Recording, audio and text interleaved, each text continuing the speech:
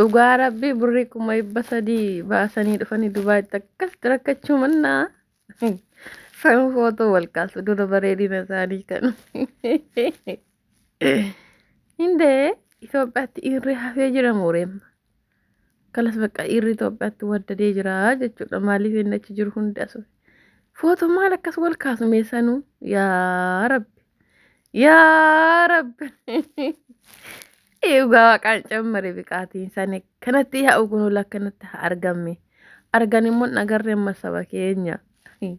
Durbi biyya rabaa deemte sammuu qabdu sammuu ishii keessaa fuudhanii duwwaa erguu waatti godhanii nuu deebisuu godhanii. Biyyi ormaa mee haa ilaalan biyyi Dubaay maal akka isheen nama gootu. Akka isheen itti sammuu nama keessaa fuutu. Akka isheen itti waa namatti gootu lakkanatti haa ilaalan. Akkanitti karaa mool keessa munyuuquun ammagaa warra durbootaaf baruun ammagaa dhiifama gaafachuun dhugaa rabbii dhiifama nu gaafachuu qabu wallaani tol bahanii indee nuti maraatu nuun jedhanii ishee sammuu hin qabne ishee sammuu ishee biyya rabaatti gattee ufte nuun jedhanii miti argani kunoo argani waagaa isaaniis argatan maalimmoo suuraa wal kaasuu nu kanan jedhu hundi wargisaa harka gara waaqaatti ol fanniseera sanuu otoo qufee kun immoo of quban qabola qaruma laalaa ishee waraabaa deema. Amma kanaan takka bobba'uuf malee tolaaf miti Dubaayidha inni akkanatti rakkannee akkanatti aduun nu gubee daldalaan akkas nu godhee kana nu godhee sana nu godhee kana jechuuf amma dhugaa rabbi Dubaay hin ulfaatti hojiidhaan biyyatti maal jedhu ashuun gashanii guddisuun beekanii. Yeroo Dubaay dhaqxan ijoollee guddisuuf isinitti baay'ataa anuun jedhu turan biyyatti. Dhuguma ashuun gashanii seeraan guddifachuu immoo hin beekan otoo amma sarraatan nyaanni hin jiraanne mala baasaaniitii kan mana isaanii sirreeffachuu hin beeknedha.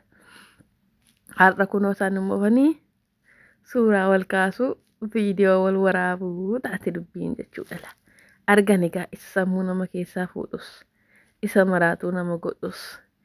Inni magaalaa biyya keenya keessa dhiqatee harka kiisii keessa suuqatee adeemu hin jiru har'a oofee akkanatti la daalachaa harree daakuu keessa gangalattee baate yookiin harree daalachooftuu ishii goodaa ooltee galtu fakkaatanii taa'uun amma kunoo argani kaasa nuti argine illee amma nama daamii keessa teenyeetuma nyaannu suma dhugnu daalachoofna. Haa argani kaa isaan immoo lakkanatti waan isheen nama gootu biyyi Dubaay. Inni biyya taane seechi akkanumatti ta'innaa odeessan hin jiru gaama.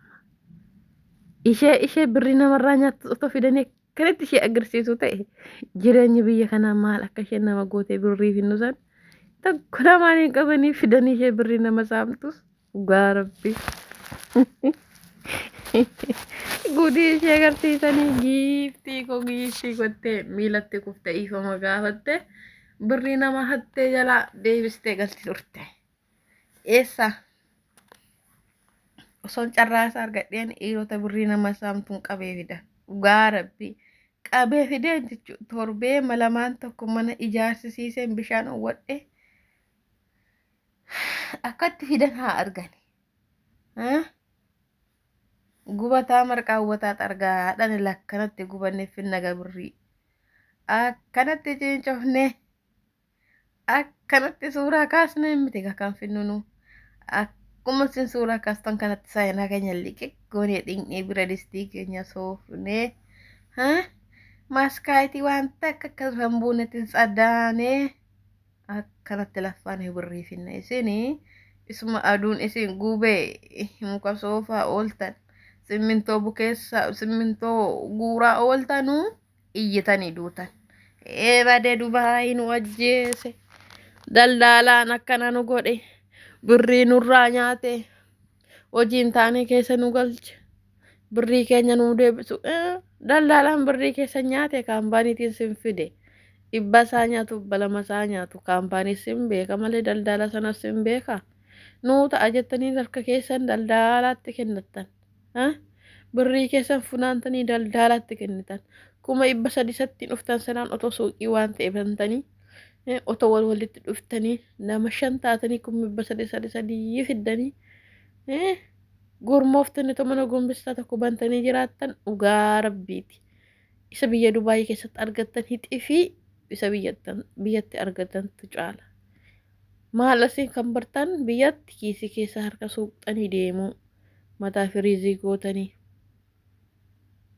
Iddoo waayifaan jiru teessanii barbaadanii durba janajjanuu kana ture hojiin keessan. Amma hoo inni achitti sana fachaa ture dhufee Dubaayitti. Wadeeyyeessa tagaa akkasitti ilaalte. Burji Kaliifaatti baanii yookiin ba'uun hin jiru gaa. Hin jiru.